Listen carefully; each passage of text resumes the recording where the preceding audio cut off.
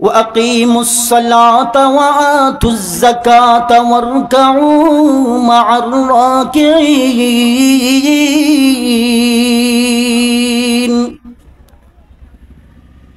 সালাত শব্দের আরেকটা অর্থ আছে, যেই অর্থে আমরা আজকে যেই আলোচনা করতে যাচ্ছি সূরা আহজাবের 56 নম্বর আয়াতে আল্লাহ পাক এই অর্থের কথা বলেছেন। আল্লাহ বলেন, ইন্নাল্লাহা ওয়া মালাইকাতাহু ইউসাল্লুনা আলান নবী ইয়া আইয়ুহাল্লাযীনা আমানু সাল্লু আলাইহি ওয়া সাল্লিমু তাসলিমা।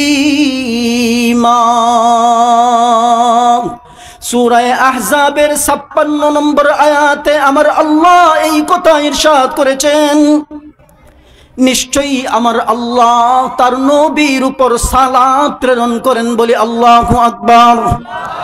আরো জোরে বলি আল্লাহু আকবার। শুধুমাত্র আল্লাহ তাআলা নন, এই আয়াতের মধ্যে আল্লাহ বলেন ওয়া মালাইকাতাহু, আল্লাহর পাশাপাশি তার ফেরেশতারাও আমার নবীর উপর সালাত প্রেরণ করেন। বলি আল্লাহু আকবার।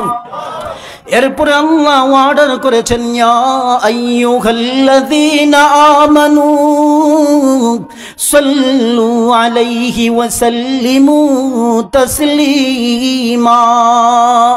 ও ঈমানদারেরা, যেহেতু আমি আল্লাহ আমার নবীর উপর সালাত পাঠাই, আমার ফেরেশতারা আমার নবীর উপর সালাত পাঠায়, অতএব ঈমানদার যারা রয়েছে, আমি আল্লাহরে যদি খুশি করতে চাও, যদি সহজে জান্নাত পাইবার চাও, আমার নবীর উপর বেশি বেশি সালাত পাঠাও। বলি আল্লাহু আকবার। আমার যতটুকু মনে পড়ে, গত বছর এই মাহফিলে আলোচনা করেছিলাম ফিলিস্তিন নিয়ে, ফিলিস্তিনের ইতিহাস, ফিলিস্তিনের ঐতিহ্য, ফিলিস্তিনের জন্য কি জন্য মুসলমান ঐক্যবদ্ধ হওয়া দরকার, ফিলিস্তিনের ফজিলত, এগুলো নিয়ে আলোচনা করেছিলাম। স্বাভাবিক গরম আলোচনা বেশি করি। আজকে এমন সহজ একটা আলোচনা করার নিয়ত করেছি, যেই আলোচনাটা ছোট বড় নারী নর সবার জন্য উপকারী হবে এবং বোঝাটা খুব সহজ হবে। আলোচনা শুরুর আগে আলোচনার পরিবেশটা তৈরি হওয়া দরকার। একটু মন প্রাণ খুলে একবার আল্লাহর নামটা জোরে বলতে রাজি আছি না ইনশাআল্লাহ? একবারে ওগুছালো, একবারে মন থেকে আলোচনার মতো কথাবার্তা বলবো ইনশাআল্লাহ। খুব সহজে বলার চেষ্টা করব। আপনারা সাথে শুধুমাত্র একটু আওয়াজ দিতে হবে, তাহলে কথা বলতে সহজ হবে। কিন্তু বিজয়ের জন্য তলোয়ার ব্যবহার করার প্রয়োজন হয় নাই, ট্যাঙ্ক কামান তুপধ্বনি গুলি বারুদের প্রয়োজন হয় নাই। সিপাহ সালার সৈয়দ নাসিরউদ্দিন রহমাতুল্লাহি আলাইহি নারে তাকবীরের আওয়াজ দিয়েছেন, আল্লাহু আকবারের আযান দিয়েছেন, ভেঙ্গে পড়ে সেই আল্লাহু আকবার এখন রয়েছে। যেই মুসলমান আল্লাহু আকবারের আওয়াজ দিয়ে থাকে সেই মুসলমান এখন রয়েছে। কিন্তু এখন তো রাজা গোরগোবিন্দের রাত প্রাসাদ ভেঙ্গে পড়ে না, কারণ আমাদের আওয়াজ বন্ধ হয়ে গিয়েছে, সাহস কমে গিয়েছে, আল্লাহু আকবার ডাক দিতে ভয় পাই। ও মুসলমান, আর ঘুমিয়ে থাকার সুযোগ নাই। আমার মুসলিম ভাইকে চট্টগ্রামে কুপিয়ে কুপিয়ে নির্মম ভাবে হত্যা করা হয়েছে, জানি না জানি না? আর জোরে বলেন, জানি না জানি না? আমার বাংলাদেশের মুসলমান 90% মুসলমানের এই দেশে মসজিদের মধ্যে হামলা করা হয়েছে। আমার পাশের দেশ ইন্ডিয়া বাংলাদেশের দূতাবাসের মধ্যে হামলা করা হয়েছে। স্পষ্ট ভাষায় জানাতে চাই, মুসলমান শান্তিপ্রিয় মুসলমান, কিন্তু যদি আল্লাহু আকবারের ধ্বনি নিয়ে নেমে পড়ে, তসলিমা নাসরিনও টিকতে পারে নাই, ইসকনরাও টিকতে পারবে না। কথা ঠিক কিনা? আমার মুসলমান, একটা নারায়ে তাকবীর সবাই মিলে দিতে চাই। দিতে রাজি আছেন ইনশাআল্লাহ?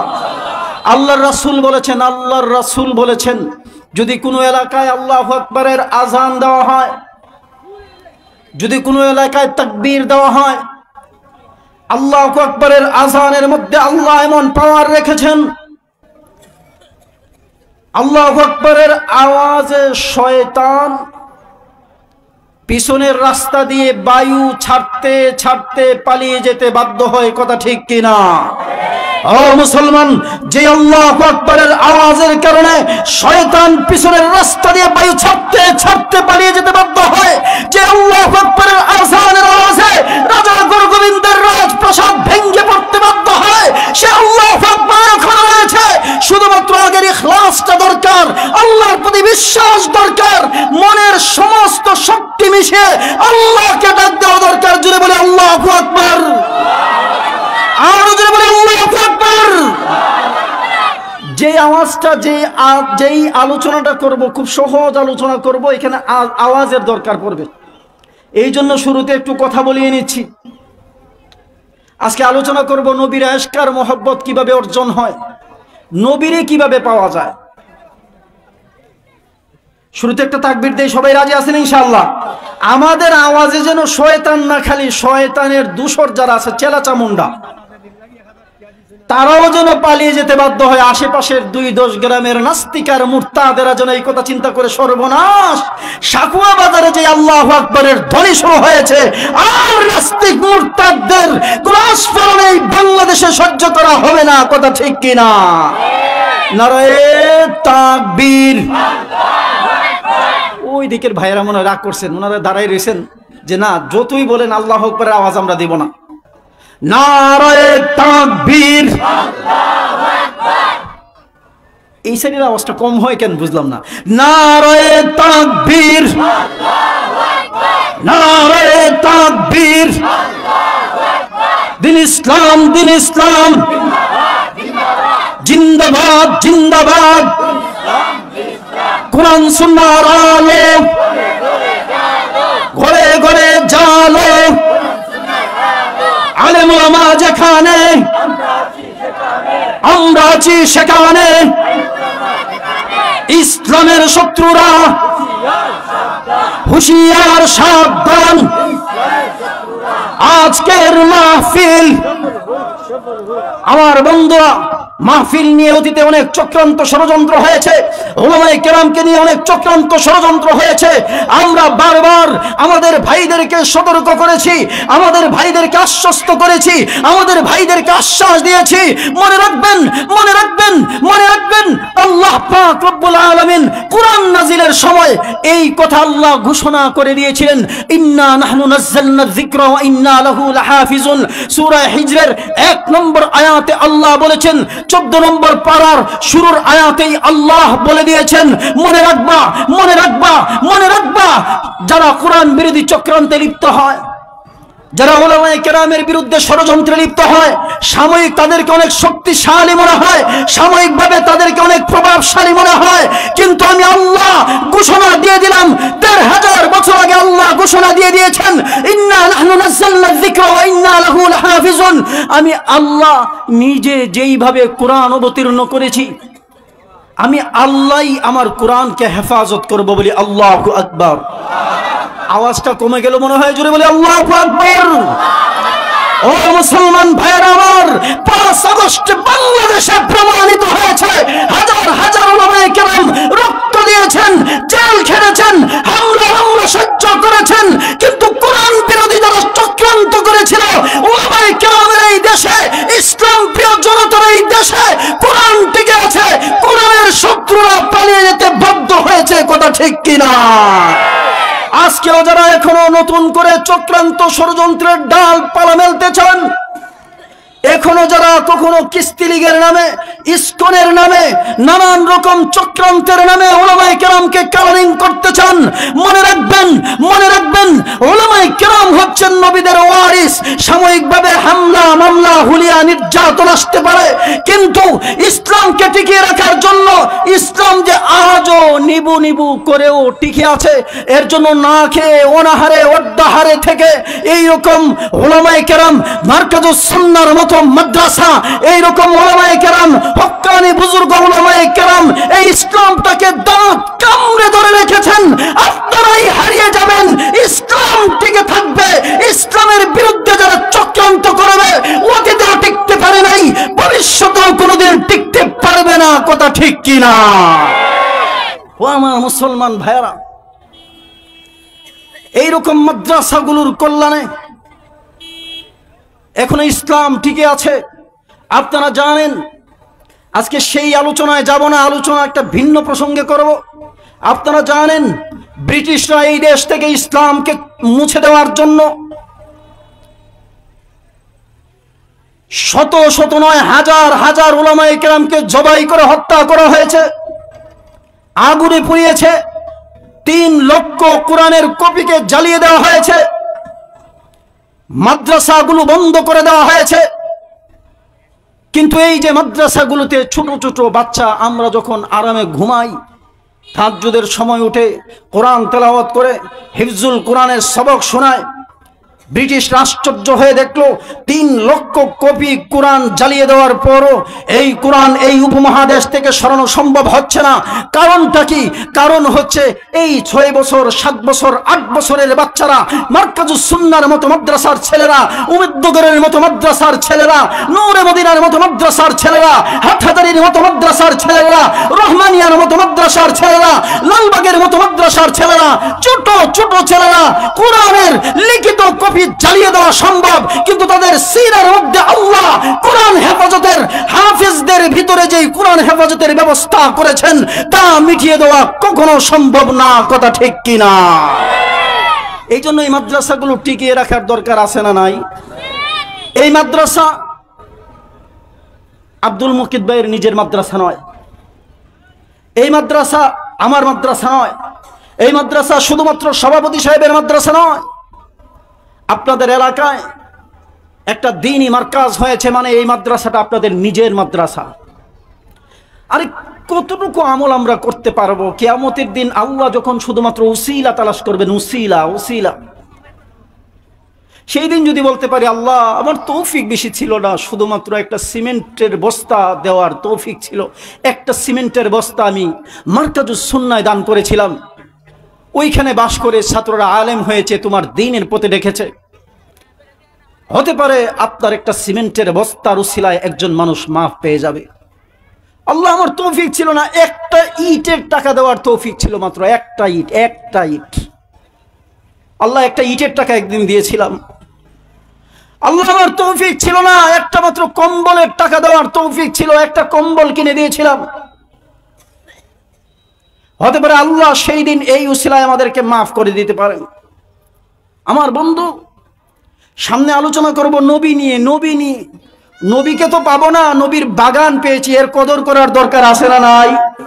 আর জোরে বলেন আছে না নাই? দেখবো সামনে কিভাবে মাদ্রাসা আমরা চাই, আমরা এসে দেখে যাই মাদ্রাসা ছোট্ট পরিসর থেকে আস্তে আস্তে বড় হচ্ছে। আলহামদুলিল্লাহ, মুহতামিম সাহেব এখানে শুনিয়েছেন, আমার ভালো লেগেছে যে এখানে ডান দিকেও জায়গা মাদ্রাসার জন্য আসতেছে, বাম দিকেও জায়গা আসতেছে। মাদ্রাসা আগে দেখেছিলাম ছোট্ট ঘর, এরপরে বড় ঘর হলো, এরপরে টিনের ঘর হলো, এখন আস্তে আস্তে বিল্ডিং এর প্ল্যান হচ্ছে। আপনাদের কাছে ভালো লাগতেছে না খারাপ লাগতেছে? আরো আসতে বলেন। এগুলো কিন্তু ওনার বাবার টাকা দিয়ে করতেছেন না, আপনাদের টাকা দিয়ে করতেছেন। আপনাদের সহযোগিতার কারণে এই মাদ্রাসাটা এই পর্যায়ে এসেছে। ওলামায়ে কেরাম এসে পদধূলি দিয়ে যাচ্ছেন, বুজুর্গানে দিন এই এলাকার জিন্দা মুর্দা সবার জন্য দোয়া করে যাচ্ছেন। ইমাম গাজালি রহমতুল্লাহি আলাইহি বলেন, এমনও দেখা যাবে একটা আস্থা এলাকায় একটা মাত্র বাচ্চা আল্লাহর কোরআন পড়তে এখনো শিখে নাই, বিসমিল্লাহির রহমানির রহিম পড়তে মাত্র শিখেছে। আল্লাহর রহমতের দরিয়ায় ঢেউ চলে আসবে, আল্লাহ ফেরেশতাদেরকে ডাক দিয়ে বলবেন, এত সুন্দর করে, এত একটা মাসুম বাচ্চা এত কচি কণ্ঠে আমারে ডাকে, তারা শিখালো কে? সে কোন জায়গায় শিখে? ফেরেশতারা বলবেন, আল্লাহ তোমার এই বান্দা অমুক জায়গায় একটা ছোট্ট একটা ঘর হয়েছে কোরআন পড়ার জন্য, তোমাকে ডাকার জন্য। এই বাচ্চাটা আলিফ বা শিখতে শিখতে শিখতে শিখতে বিসমিল্লাহির রহমানির রহিমটা আজকে নিজে নিজে পড়তে শিখেছে। আল্লাহ ইমাম গাজালি রহমতুল্লাহি আলাইহি বলেন, হতে পারে সেই বিসমিল্লাহর বরকতে আল্লাহ বলবেন, ও আমার ফেরেশতারা, এই এলাকায় যত মুর্দা রয়েছে এই বাচ্চা শুধুমাত্র বিসমিল্লাহ শিখেছে। বিসমিল্লাহ তো সাধারণ কোনো জিনিস নয়। যেই এলাকার মানুষের সহযোগিতায় এই ঘর হয়েছে, যেই এলাকার মানুষের উৎসাহের কারণে এই বাচ্চা বিসমিল্লাহ শিখেছে, যেই এলাকার মানুষের সহায়তায় এই বাচ্চা আলেম হওয়ার পথে গিয়েছে, এই এলাকার যত মুর্দেগান রয়েছে আজকের বিসমিল্লাহর উসিলায় তাদের সবাইকে মাফ করে দিলাম। মাদ্রাসা এলাকায় হলে লাভ না লস? আরো আসতে বলেন। মাদ্রাসা দিন দিন বড় হলে, দ্বীনের মার্কাজ আরো গড়ে উঠলে লাভ না লস? আচ্ছা, আমার প্রত্যাশা থাকবে এই মাদ্রাসা একদিন আসলেন, একদিন অনেক দান করে গেলেন, এরপরে আর জীবনও খবর রাখলেন না, এটার দরকার নাই। এই মাদ্রাসা আপনাদের। মাদ্রাসা কাদের বলে? আমাদের। কাদের? আপনাদের নিজেদের মাদ্রাসা। মাদ্রাসায় একবারে মৃত্যু পর্যন্ত মাদ্রাসার যখন যা লাগে, যতটুকু আপনার তৌফিক আছে, আমরা মাদ্রাসার সাথে থাকতে রাজি আছি না ইনশাআল্লাহ? যখন যতটুকু সম্ভব আমরা মাদ্রাসার পাশে দাঁড়িয়ে থাকবো। কখনো সিমেন্ট লাগে, কখনো জায়গা লাগে, আমরা একবারে যতদিন বেঁচে থাকবো মাদ্রাসার পাশে দাঁড়িয়ে থাকতে রাজি আছি না ইনশাআল্লাহ? আমার বন্ধুগণ, আসুন মূল আলোচনায় প্রবেশ করি। একটা কিচ্ছা বলি। কিচ্ছা আগেই বলেছি যে সবসময় গরম কথা বলি, আজকে একটু নরম কথা বলবো, একবার সহজ কিছু কথা বলবো। গতানুগতিক বয়ানের সিস্টেমে বয়ান না করে যদি একটু মুসলিম ভাই হিসেবে আলোচনা করি, আপনারা রাগ করবেন না তো? আচ্ছা, আমি ইদানিং যে কাজটা করার চেষ্টা করি এটা হলো, যেই বিষয়ে আলোচনা করি এই বিষয়ে আল্লাহ কোরআনে কি বলেছেন আর নবীজি তার হাদিসে কি বলেছেন, এইটা বলার চেষ্টা করি বেশি বেশি। কারণ আমি জানি আমার মতো সলিমুদ্দিন আর কলিমুদ্দিন ঘন্টার ঘন্টা বয়ান করার চাইতে আল্লাহর নবীর একটা হাদিস যদি শোনানোর তৌফিক হয়, আল্লাহ যদি দয়া করে এই হাদিসের অর্থটা বলার তৌফিক আমাদের দান করেন। নবীর একটা হাদিসের মধ্যে এরকম হাজার বক্তার যুক্তি, তর্ক, বয়ান, বক্তৃতা, সুর, কণ্ঠ, গরম নরম, এর তুলনায় আমার নবীজির একটা হাদিসের মধ্যে হাজার গুণ বেশি হেদায়েত, নাজাত, নূর, আসর, তাসির রয়েছে। কথা ঠিক কিনা? এই জন্য যদি নবী কোরআনে, নবী হাদিসে কি বলছেন, আল্লাহ কোরআনে কি বলছেন, এগুলো শুধু বলবো, সময় কম, রাগ করবেন না তো আপনারা? আচ্ছা, যে বিষয়ে কথা বলা শুরু করেছি এই বিষয়টা হচ্ছে নবীজির দরুদ। নবীজির কি? দরুদ। একটা কিচ্ছা বলে শুরু করি, হাদিসের কিচ্ছা। একজন জান্নাতি সাহাবী, নাম হচ্ছে আব্দুর রহমান ইবনে আউফ রাদিয়াল্লাহু তাআলা আনহু। তিনি নিজেই বর্ণনা করেন, একদিন নবী করিম সাল্লাল্লাহু আলাইহি ওয়াসাল্লাম রাস্তায় পথ চলা শুরু করলেন। তিনি বললেন, আমিও নবীজির পিছু পিছু চলতে লাগলাম। নবীজিও হাঁটেন, সতর্ক দূরত্ব বজায় রেখে এই সাহাবীও হাঁটেন, যে দেখি নবীজি আজ কি করেন। এটা সাহাবাওয়ালা বৈশিষ্ট্য যে আমার অগোচরেও যেন একটা আমল না ছুটে যায়। নবীজি করেছেন এই আমলটা আমি জীবনেও করলাম না, এটা যেন না হয়ে যায়, এই জন্য সব সময় খেয়াল রাখতেন।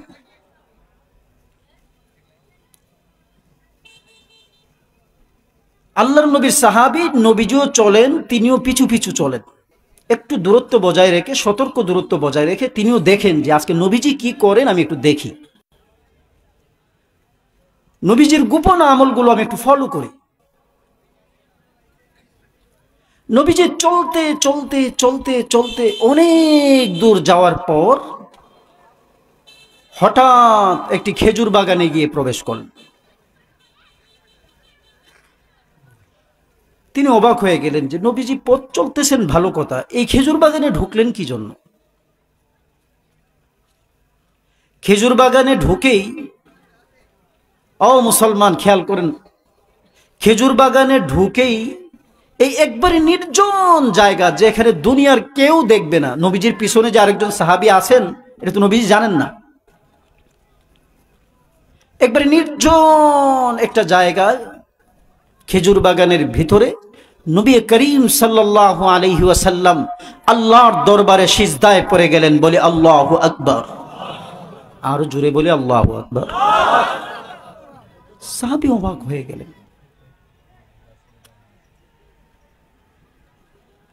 অনেকক্ষণ সাহাবী দাঁড়িয়ে রইলেন। নবীজি সিজদা থেকে আর মাথা তোলেন না, তুলেন না, সেজদা দিলেন তো দিলেন, এত লম্বা সেজদা দিলেন, সাহাবী একবারে পেরেশান হয়ে গেলেন। মনে রাখবেন, আমাদের মতো না, সাহাবায়ে কেরাম নবীজির নামাজ দেখে অভ্যস্ত।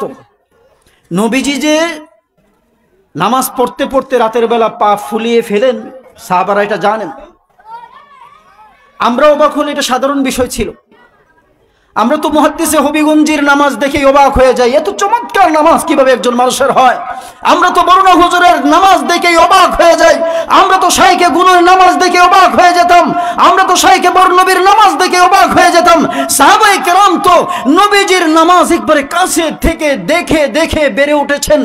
এরপরও সাহাবী চিন্তা করলেন, এত লম্বা সেজদা আজকে দিচ্ছেন, নবীজি কেন মাথা তুলেন না?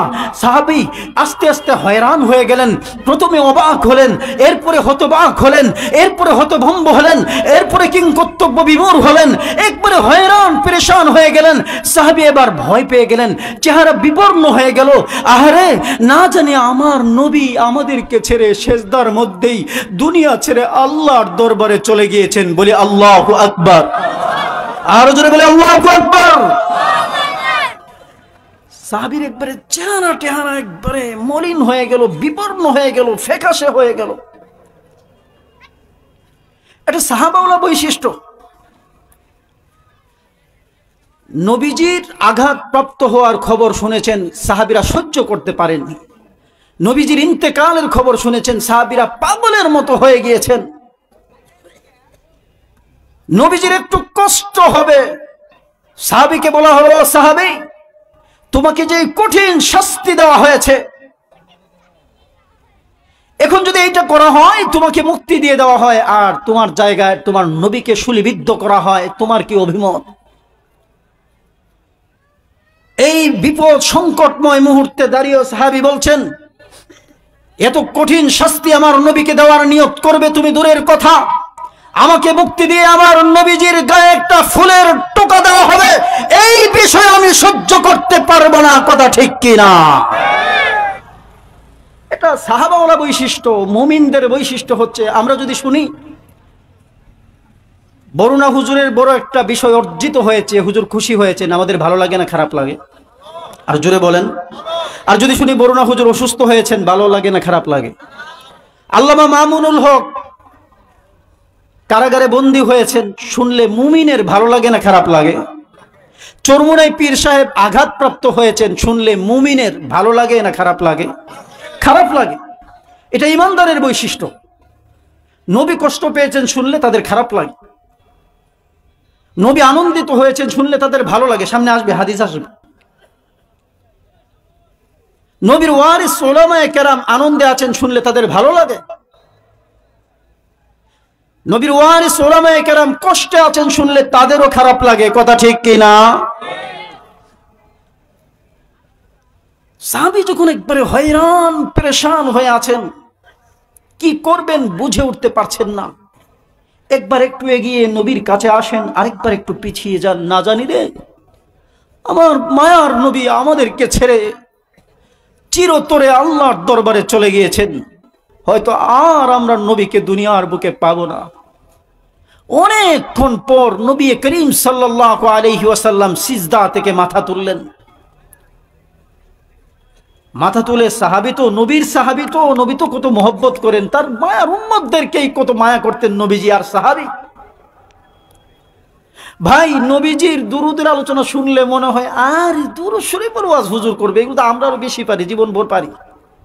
শুনেন, আল্লাহ কোরআনে বলেছেন, ওয়াযাক্কির ফাইন্নায যিকরা তানফাউল মুমিনিন। ও নবী, আপনি মুমিনদেরকে ওয়াজ করতে থাকেন, নসিহত করতে থাকেন। নসিহত চলবে, যতই চক্রান্ত ষড়যন্ত্র চলুক না কেন, যতই বাধা বিপত্তি প্রতিবন্ধকতা আসুক না কেন, নসিহত চলতেই থাকবে। যিনি নসিহত করবেন তিনি মানুষ ছোট হতে পারেন, কিন্তু যেই কোরআনের নসিহত করে এটা আমি আল্লাহর নসিহত। যিনি নসিহত করবেন তিনি মানুষ সাধারণ হতে পারেন, কিন্তু তিনি যেই মুখের কথা বলেন এটা আমার নবীর কথা, এটা সাধারণ কথা না। যদি ভিতরটা পরিষ্কার করে শোনা যায়, কিয়ামত পর্যন্ত এই কোরআন এই হাদিস মানুষকে হেদায়েত দিতে থাকবে বলে আল্লাহু আকবার। এইবার কি হলো, নবী জিজ্ঞেস করলেন, ও আমার সাহাবী আব্দুর রহমান ইবনে আউফ, তোমার কি হলো? তোমার চেহারা এমন বিবর্ণ হয়ে গেল কেন? কি জন্য? কারণটা কি? সাহাবী বললেন, ইয়া রাসূলুল্লাহ, এত লম্বা সেজদা আপনি দিয়েছেন, আমি একবারে হয়রান হয়ে গিয়েছি, না জানি আপনি দুনিয়ার বুক থেকে চলে গিয়েছেন। নবীজি এইবার একটা মজার কথা বলেছেন। এই কথাটা বলার জন্য এত লম্বা কিচ্ছা বললাম, হাদিসের কিচ্ছা। নবীজি বললেন, ও আমার সাহাবী, তুমি শুনো, একটু আগে একজন ফেরেশতা আমার কাছে এসেছে। ফেরেশতা এসে আমাকে সুসংবাদ শুনিয়েছে। আল্লাহ আমাকে খুশি করার জন্য আজকে একটা সুসংবাদ পাঠিয়েছেন। এতক্ষণ যত ভূমিকা বললাম, যতবার আল্লাহু আকবার বললাম, সবকে ছাড়িয়ে যেন যায় এইভাবে আল্লাহু আকবার বলার জন্য তৈরি থাকবেন। রাজি আছেন না ইনশাআল্লাহ? আল্লাহর নবী বলেন, হাদিসটা শুনেন, আল্লাহর নবী বলেন, ও আব্দুর রহমান ইবনে আউফ, আমাকে ফেরেশতা জানিয়ে গিয়েছেন, আল্লাহ আমাকে বলেছেন, মান সাল্লা আলাইকা সাল্লাইতু আলাইহি ওয়া মান সাল্লামা আলাইকা সাল্লামতু আলাইহি। আল্লাহ জানিয়ে দিয়েছেন, ও নবী, এরা আপনাকে নিয়ে টিটকারি মস্করা করে, এরা আপনার বিরুদ্ধে ব্যঙ্গ কার্টুন ছাপে, এরা আপনার বিরুদ্ধে প্রথম আলোতে কার্টুন ছাপায়, এরা আপনার বিরুদ্ধে আলপিনের মধ্যে কার্টুন ছাপায়, এরা আপনার বিরুদ্ধে ডেনমার্কে কদিন পর পর কার্টুন ছাপায়।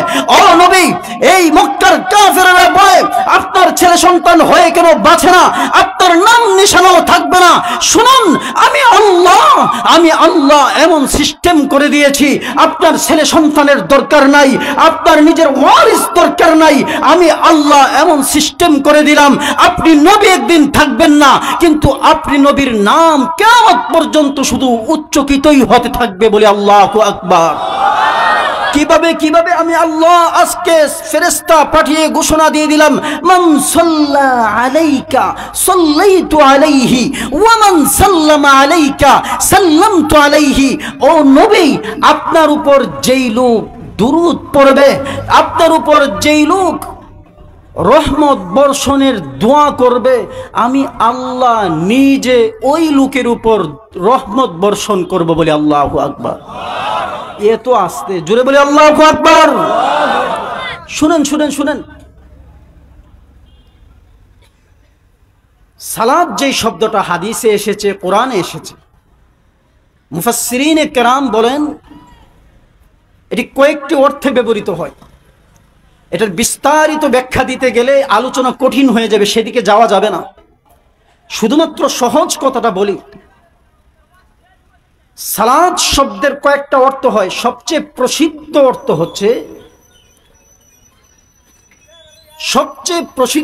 হচ্ছে নামাজ। আল্লাহ কুরআনুল কারীমে সালাত শব্দটারে এই অর্থে ব্যবহার করেছেন, ওয়া আকিমুস সালাতা ওয়া আতুজ যাকাতা ওয়ারকাউ মা'আর রাকিঈন।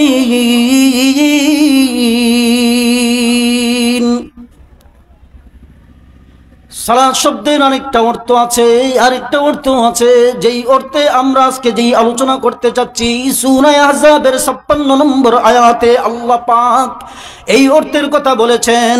আল্লাহ বলেন, ইন্নাল্লাহা ওয়া মালাইকাতাহু ইউসাল্লুনা আলান নবী ইয়া আইয়ুহাল্লাযীনা আমানু সাল্লু আলাইহি ওয়া সাল্লিমু তাসলিমা। সূরা আহজাবের 56 নম্বর আয়াতে আমার আল্লাহ এই কথা ইরশাদ করেছেন, নিশ্চয়ই আমার আল্লাহ তার নবীর উপর সালাত প্রেরণ করেন। বলি আল্লাহু আকবার। আরো জোরে বলি আল্লাহু আকবার। শুধুমাত্র আল্লাহ তাআলা নন, এই আয়াতের মধ্যে আল্লাহ বলেন ওয়া মালাইকাতুহু, আল্লাহর পাশাপাশি তার ফেরেশতারাও আমার নবীর উপর সালাত প্রেরণ করেন। বলি আল্লাহু আকবার। এরপরে আল্লাহ অর্ডার করেছেন, ইয়া আইয়ুহাল্লাযীনা আমানু সাল্লু আলাইহি ওয়া সাল্লিমু তাসলিমা। ও ঈমানদারেরা, যেহেতু আমি আল্লাহ আমার নবীর উপর সালাত পাঠাই, আমার ফেরেশতারা আমার নবীর উপর সালাত পাঠায়, অতএব ঈমানদার যারা রয়েছে, আমি আল্লাহরে যদি খুশি করতে চাও, যদি সহজে জান্নাত পাইবার চাও, আমার নবীর উপর বেশি বেশি সালাত পাঠাও। বলি আল্লাহু আকবার। প্রশ্ন হচ্ছে, আল্লাহ নবীর উপর সালাত পাঠান, ফেরেশতারাও নবীর উপর সালাত পাঠায়।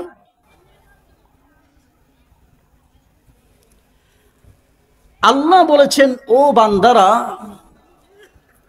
তোমরাও যদি আমি আল্লাহরে খুশি করতে চাও, আমার নবীর উপর সালাত পাঠাও। লম্বা আলোচনা করার সময় তো হবে না, শুধু এইটা বলি, আল্লাহ সালাত পাঠানোর মানে কি, বান্দা সালাত পাঠানোর মানে কি।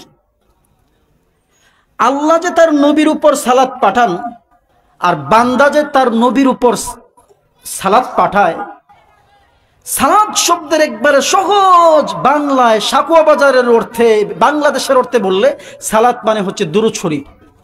সালাত মানে কি? জোরে বলেন কি? দুরূদ শরীফ। আল্লাহ বান্দারে বললেন তুমি দুরূদ শরীফ পাঠাও, আল্লাহ নিজেও কি নবীর উপর দুরূদ শরীফ পাঠাবেন? না। অর্থটা কি? অর্থটা হচ্ছে, বান্দা যখন দুরূদ শরীফ পড়ে, বান্দা যখন নবীর উপর সালাত প্রেরণ করে, সালাত শব্দটা যখন মানুষের সাথে মিলে যায়, তখন তার অর্থ হয় দোয়া করা। দোয়া করা। আমরা যেন দোয়া করি, আল্লাহ দুরূদ যে পড়তেছি, আমার নবীর উপর তুমি রহমত বাড়িয়ে দাও, বরকত বাড়িয়ে দাও, আমার নবীর মর্যাদা বাড়িয়ে দাও। বলে আল্লাহু আকবার।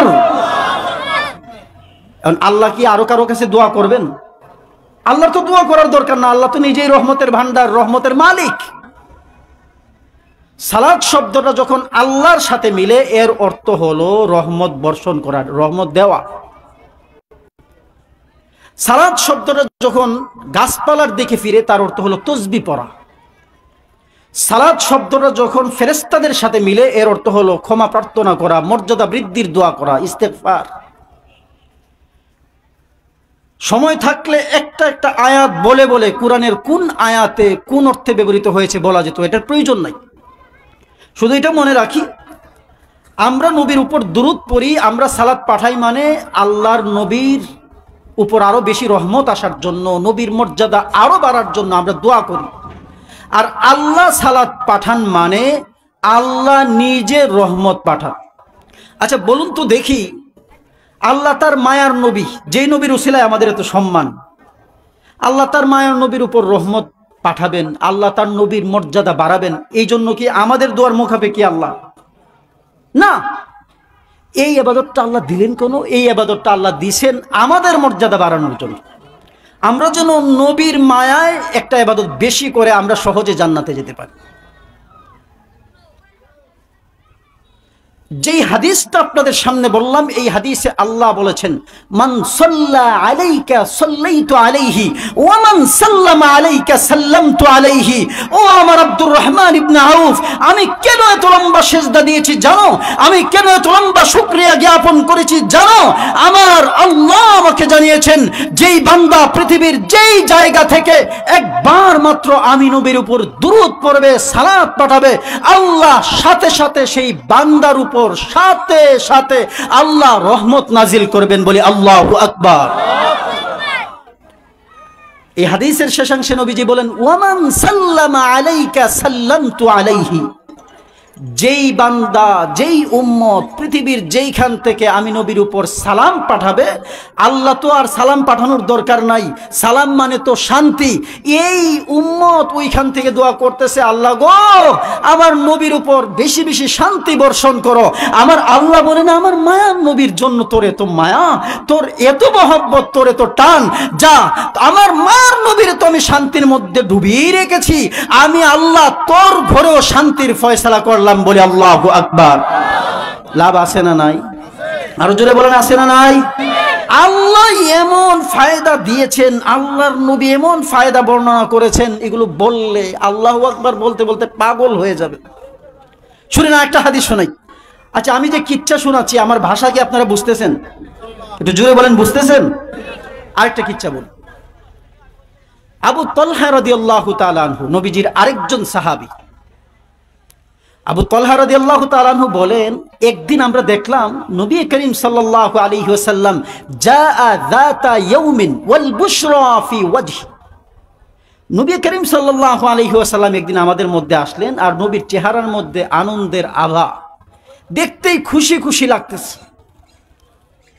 নবীর চেহারা খুশি খুশি দেখলে সাহাবাদের ভালো লাগে না খারাপ লাগে? আরো জোরে বলেন। সাহাবায়ে কিরাম জিজ্ঞেস করলেন, ইয়া রাসূলুল্লাহ ইন্না লানারাকা বুশরা ফি ওয়াজহিক। আমরা আপনার চেহারায় আজকে খুশির আভা দেখতে পাচ্ছি, খুশির চাপ দেখতে পাচ্ছি, ঘটনা কি, কারণটা কি? নবীজি বলেন, নাম আতানি আতিম মির রাব্বি। আমার আল্লাহর পক্ষ থেকে একজন ফেরেশতা এইমাত্র আমার কাছে এসেছিল, এসে আমাকে বলেছে, ও নবী, দেখেন দেখেন দেখেন আল্লাহ কি বলেন, আমা ইউরদিকা আন্নাহু লা ইউসাল্লি আলাইকা আহাদুন ইল্লা সাল্লাইতু আলাইহি আশরা ওয়া লা ইউসাল্লিমু আলাইকা আহাদুন ইল্লা সাল্লামতু আলাইহি আশরা। আমার আল্লাহ আমাকে জানিয়েছেন, আগের কিচ্ছার মধ্যে বলেছিলাম, নবীজি বলেছেন, আল্লাহ জানিয়েছেন একবার দুরূদ পড়লে একবার রহমত নাজিল হয়। এই হাদিসের মধ্যে আল্লাহ জানিয়েছেন, নবীজি বলেছেন, আমা ইউরদিকা আন্নাহু লা ইউসাল্লি আলাইকা আহাদুন ইল্লা সাল্লাইতু আলাইহি আশরা ওয়ালা ইউসাল্লিমু আলাইকা আহাদুন ইল্লা সাল্লামতু আলাইহি আশরা। ও নবী, আপনার হয়রান হওয়ার কোনো দরকার নাই, আপনার পেরেশান হওয়ার কোনো দরকার নাই, আপনি একদিন দুনিয়ায় থাকবেন না, আপনার নাম নিশানা থাকবে না, এই কথা মনে করার কোনো দরকার নাই। আবা ইউরদিকা, আপনি কি এতে সন্তুষ্ট নন? আল্লাহ কিভাবে নবীর খুশি করেন দেখেন, আপনি কি এতে সন্তুষ্ট নন, খুশি নন? আন্নাহু লা ইউসাল্লি আলাইকা আহাদুন, আপনার উপর আপনার কোন উম্মত একবার দুরূদ এইভাবে পড়বে না, ইল্লা সাল্লাইতু আলাইহি আশরা, সে একবার দুরূদ পড়তে দেরি আমি আল্লাহ সাথে সাথে তার উপর 10 বার রহমত নাজিল করতে দেরি নাই। বলি আল্লাহু আকবার। ও আমার মুসলমান, নবীর আশকার মহব্বতের আলোচনা যখন চলে, নবীর শান মান মর্যাদার আলোচনা যখন চলে, তখন যদি আল্লাহু আকবার বলার জন্য তাশকিল করতে হয়, বোঝা গেল মুসলমানের কপাল পুড়ে গিয়েছে, ইস্কনের হাতে মায়ের খাওয়া ছাড়া আমাদের কোনো উপায় নাই। কথা ঠিক কিনা? ও মুসলমান ভাইরা আমার, নবী করিম সাল্লাল্লাহু আলাইহি ওয়াসাল্লাম যে ইসলাম নিয়ে এসেছেন, সেই ইসলামের কালেমা আমরা ধারণ করি। নবী করিম সাল্লাল্লাহু আলাইহি ওয়াসাল্লাম যে সুন্নাত নিয়ে এসেছিলেন, যে সুন্নতের বয়ান আমরা ধারণ করি, শুধুমাত্র নবীর সেই আশকার মহব্বত, সেই খুলুসিয়ত যদি অন্তরে ধারণ করতে পারি, তাহলে সেই দিনের রোম পারস্য বিজয় হতে পারে নাই, আমেরিকা আফগানের কাছে মার খেয়েছে, 5 আগস্ট ইসলামের শত্রুরা বিজয়ী হতে পারে নাই, সামনেও কোনোদিন বিজয়ী হতে পারবে না। কথা ঠিক কিনা? আমার মুসলমান ভাইয়েরা, সব সময় আমি একটা কথা বলি, আপনার দল আমার দল আলাদা হতে পারে, আপনার পীর আমার পীর আলাদা হতে পারে, আপনার সংগঠন আমার সংগঠন আলাদা হতে পারে, কিন্তু নবীর আশকার মহব্বতের ক্ষেত্রে, এই একটা পরিচয়ের ক্ষেত্রে যে আমরা সবাই শ্রেষ্ঠ নবীর শ্রেষ্ঠ উম্মত, এই ব্যাপারে আমাদের মধ্যে কোনো দূরত্ব, আর একটু আসতে বলেন, নবীজির ইজ্জত রক্ষার জন্য উলামায়ে কেরাম শাপলা চত্বরে জীবন দিয়েছেন, তৌহিদি জনতা রক্ত জড়িয়েছেন। কারবালার প্রান্তরে নবীজির আদরের নাতিরা নবীজির রেখে যাওয়া খিলাফতের জন্য জীবন দিয়েছেন। বালাকোটের প্রান্তরে আমাদের আকাবির উলামায়ে কেরাম রক্ত দিয়েছেন। মাল্টার দ্বীপে বন্দী হয়েছেন। শাপলা চত্বরে রক্ত ঝরিয়েছেন। নবীজির ইজ্জত রক্ষার প্রয়োজনে, নবীজির মান মর্যাদা রক্ষার প্রয়োজনে, নবীজির আদর্শ বাস্তবায়নের প্রয়োজনে, নবীজির শত্রুদেরকে সমূলে বিনাশ করার প্রয়োজনে সামনেও যদি হক্কানি রব্বানি বুজুর্গানে দিন আবারও ডাক দেন, শাপলা চত্বর নয় যেই চত্বরে ডাক দেন, উলামায়ে কেরাম তৌহিদি জনতা ঐক্যবদ্ধ হয়ে নবীর ইশক আর মহব্বতে নেমে যাবে। রাজি আছেন ইনশাআল্লাহ? আমার বন্ধুগণ, নবীজির ইশক আর মহব্বত প্রমাণিত হবে কিভাবে? দুই ভাবে। একটা হলো নবীজি যেইভাবে চলতে বলেছেন সেই সুন্নত অনুযায়ী চলা, জীবন গঠন করা। আরেকটা হচ্ছে নবীজির উপর বেশি বেশি দুরূদ পড়া, দুরূদ পড়া, দুরূদ পড়া। আস্তে পড়েন, জোরে পড়েন, একসাথে পড়েন, আলাদা পড়েন, দাঁড়িয়ে পড়েন, বসে পড়েন। এমন সহজ একটা আমল, এমন সহজ একটা আমল নবীরে পাওয়ার জন্য আল্লাহ দিয়েছেন। সূরা আহজাবের 56 নম্বর যে আয়াতে কারিমে আমি আপনাদের সামনে বলেছি, এই আয়াতে আল্লাহ কত সুন্দর বলেছেন, আমি আমার নবীর উপর সালাত পাঠাই, আমার ফেরেশতারা আমার নবীর উপর সালাত পাঠায়। অতএব হে ঈমানদারেরা, তোমরাও আমার নবীর উপর সালাত পাঠাও। পুরা কোরআন শরীফ ঘেটে দেখবেন এইরকম কোনো আমল পাবেন না যে আল্লাহ বলবেন আমিও নামাজ পড়ি, হে ঈমানদারেরা তোমরাও নামাজ পড়ো। আল্লাহ বলবেন আমিও রোজা রাখি, হে ঈমানদারেরা তোমরাও রোজা রাখো, এরকম কোনো কথা কোরআন শরীফে নাই।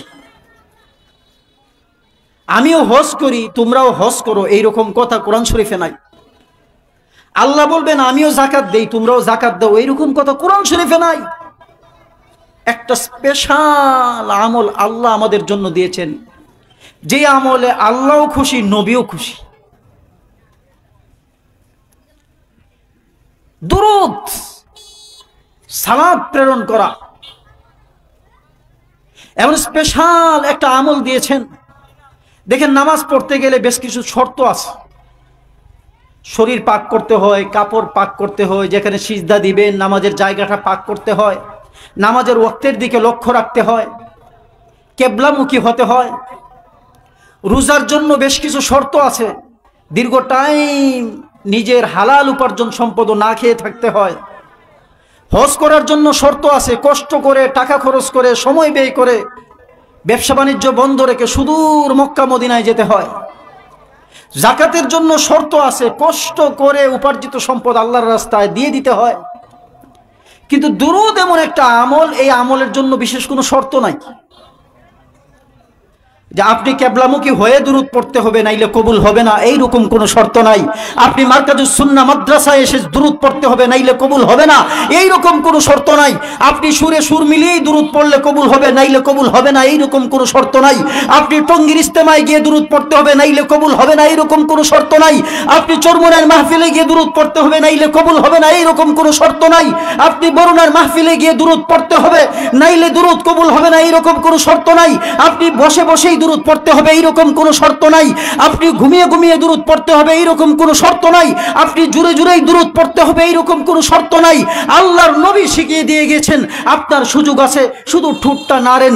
অজু আছে, দুরূদ পড়তে পারবেন। অজু নাই, দুরূদ পড়তে পারবেন। নামাজের দিকে ফিরে দুরূদ পড়তে পারবেন। মসজিদে বসে দুরূদ পড়তে পারবেন। ঘরের কোনায় বসে দুরূদ পড়তে পারবেন। মারকাজুস সুন্নাহর মাহফিলে এসে দুরূদ পড়তে পারবেন। হাঁটতে হাঁটতে দুরূদ পড়তে পারবেন। ঘুমিয়ে ঘুমিয়ে দুরূদ পড়তে পারবেন। এমন সহজ একটা আমল আল্লাহর নবী আমাদেরকে দিয়ে দিয়েছেন, যে আমল করলে আল্লাহর নবীকে সহজে পাওয়া যায়। সামনে হাদিস বলবো, অবাক হয়ে যাবেন, এত সহজ আমল পেয়েও নবীকে পাইলাম না, আল্লাহর দরবারে জবাব দিব কি? আমার বন্ধুগণ, একটা হাদিস শোনাই। হযরত আনাস ইবনে মালিক রাদিয়াল্লাহু তাআলা আনহু বলেন, একটা হাদিস শোনালাম, ওই হাদিসে বলা হয়েছে মান সাল্লা আলাইকা সাল্লাইতু আলাইহি, একবার দুরূদ পড়লে একবার আল্লাহর রহমত নাজিল হয়। বলে আল্লাহু আকবার। আরেকটা হাদিস শোনালাম, আমা ইউযিকা আন্নাহু লা ইউসাল্লি আলাইকা আহাদুন ইল্লা সাল্লাইতু আলাইহি আশরা, একবার পড়বেন দুরূদ, রহমত নাজিল হবে 10 বার। বলে আল্লাহু আকবার। একবারের চাইতে 10 বারে দেখি আওয়াজ কম। আপনারা খুশি না বেজার? জোরে বলে আল্লাহু আকবার। আচ্ছা, এখন এমন একটা হাদিস শোনাবো, একটা খুব সহি হাদিস। এটা পাবেন কোথায়? সুনানে নাসাই 1297 নম্বর হাদিস। এই হাদিসে নবীজি 3টা সুসংবাদ দিয়েছেন। দুরূদ পড়লে 3টা লাভ, 3টা। যে ওয়াজগুলো করতেছি আপনারা এগুলো জানেন, কিন্তু নবীর হাদিস বলতেছি তো। আমি মানুষ ছোট, কিন্তু যে কথাগুলো বলতেছি সরাসরি হাদিস থেকে বলতেছি তো। আমরা যদি একদিন বলতে পারি আল্লাহ কোন আমল করতে পেরেছি কিনা জানি না, কিন্তু মারকাজুস সুন্নাহর 2024 সালের মাহফিলে বসে তোমার নবীকে কিভাবে পাওয়া যায়, তোমার নবীকে কিভাবে খুশি করা যায়, তোমার নবীকে কিভাবে সহজে পাওয়া যায়, সেই জন্য 1 ঘন্টা ব্যয় করেছিলাম। আল্লাহ সেই দিনের উসিলায় আজকে আমাদেরকে নবী পাওয়ার তৌফিক দাও, বলে আমিন। মুসলিম শরীফের 384 নম্বর হাদিসে আব্দুল্লাহ ইবনে আমর ইবনে আস রাদিয়াল্লাহু তাআলা আনহু থেকে একটা কথা বলা হয়েছে, মান সাল্লা আলাইয়া সালাতান সাল্লাল্লাহু আলাইহি বিহা 10। আব্দুল্লাহ ইবনে মাসউদ রাদিয়াল্লাহু তাআলা আনহু থেকে আরেক হাদিসে আব্দুল্লাহ ইবনে মাসউদ রাদিয়াল্লাহু তাআলা আনহু বলেন, সাল্লু আলাইয়া, আমার উপর তোমরা দুরূদ পড়ো। নবীজি বলেন, ফাইন্নাহু মান সাল্লা আলাইয়া সালাতান সাল্লাল্লাহু আলাইহি বিহা 10। কেননা একবার যদি কোন উম্মত আমার উপর দুরূদ পড়ে, আমার আল্লাহ তার উপর 10 বার রহমত নাজিল করেন।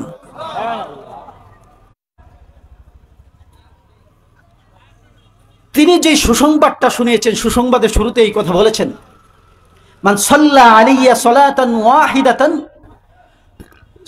আহমদ শফি সাহেবের মর্যাদা খালি বাড়ে, মুহাদ্দিসে হবিগঞ্জের মর্যাদা খালি বাড়ে, বানিয়াচংয়ের মুহাদ্দিস সাহেবের মর্যাদা খালি বাড়ে, সিলেটের মুহাদ্দিস সাহেবের মর্যাদা খালি বাড়ে। বাড়ে কিভাবে? দুনিয়ার সবাই চায় আমার মর্যাদা বাড়ুক, আমার মর্যাদা বাড়ুক, আমার মর্যাদা বাড়ুক। মর্যাদা বাড়ার সিস্টেম নবীজি দিয়ে ওযু করতে উঠেছে। সাহাবী তো ওই যে আগে ঘটনা দিয়ে শুরু করেছিলাম, সবসময় খেয়াল রাখতেন যে নবীজির নিয়ে একটু খিদমত করা যায়, নবীজির নিয়ে একটু সেবা করা যায়, নবীজির কাছ থেকে একটা আমল শেখা যায়, অন্য সাহাবীর চাইতে বেশি নিয়ে একটা আমল করা যায়। তিনি দৌড়ে গিয়ে নবীজির বদনাটা একটু এগিয়ে দিলেন, বদনার পানি একটু এগিয়ে দিলেন। নবীজি খুব খুশি হলেন। নবীজি বললেন, ও আমার সাহাবী, তুমি আমার কাছে কিছু চাও, তোমার কি দরকার আমার কাছে চাও। বলি আল্লাহু আকবার। আমরা হইলে চাইতাম যে হুজুর আমার জন্য দোয়া করেন, আমি যেন 7 রাজার ধন পাই। হুজুর আমার জন্য দোয়া করেন, আমি যেন মাটির তলে কালকে চাষ করতে গিয়ে সোনার কলসি একটা পাইয়া যাই। কিন্তু সাহাবী তো সাহাবী, তাদের জবাবটাও তো সাহাবীর মতোই হবে। সাহাবী জবাব দিলেন, ইয়া রাসূলুল্লাহ, আমার কিচ্ছু চাওয়ার নেই ইয়া রাসূলুল্লাহ। নবীজি আবার বললেন, ও আমার সাহাবী, আমার মনটা আজকে তোমার খেদমতে খুশি হয়ে গিয়েছে। এই প্রচন্ড ঠান্ডার মধ্যে তুমি আমার খেদমত করছো, তুমি আমার কাছে কিছু চাও, তুমি আমার কাছে কিছু বলো, তোমার কি দরকার। সাহাবী এইবার বললেন, ইয়া রাসূলুল্লাহ, আমার কিছুই চাওয়ার নাই, আমি একটা জিনিস শুধুমাত্র আপনার কাছে চাই। আপনার কাছে একটা জিনিস শুধুমাত্র চাই, যে আমি যেন দুনিয়ায় যেভাবে আপনার খেদমত করতে পারতেছি, আপনার কাছে থাকতে পারতেছি, আপনার চাইলেই দেখতে পারতেছি, জান্নাতে গিয়েও যেন আমি আপনার কাছে থাকতে পারি। জোরে বলি আল্লাহু আকবার। নবীরে কিভাবে কাছে পাওয়া যায় জানার দরকার আছে না নাই? এইখানে নবী যে একটা আমল শিখিয়েছিলেন, এটা অন্যদিন বলবো। আর সবচাইতে সহজ আমলটা আজকে বলতেছি। নবীজির কাছে কিভাবে থাকা যাবে মৃত্যুর পরে, এই কথাটা নবীজি এক হাদিসে বলেছেন। এই হাদিসটা কোথায় পাবেন? এখন যে হাদিসটা বলবো, এই হাদিসটা পাবেন তিরমিজি শরীফের 484 নম্বর হাদিসে, মুসান্নাফে ইবনে আবি শাইবার 505 নম্বর হাদিসে, সহিহ ইবনে হিব্বানের 911 নম্বর হাদিসে। নবীজি বলেন, খুব সহজ একটা হাদিস দেখেন, নবীজি বলেন, ইন্না আউলান নাসি বি ইয়াউমাল কিয়ামাতি আকসারুহুম আলাইয়া সালাতান।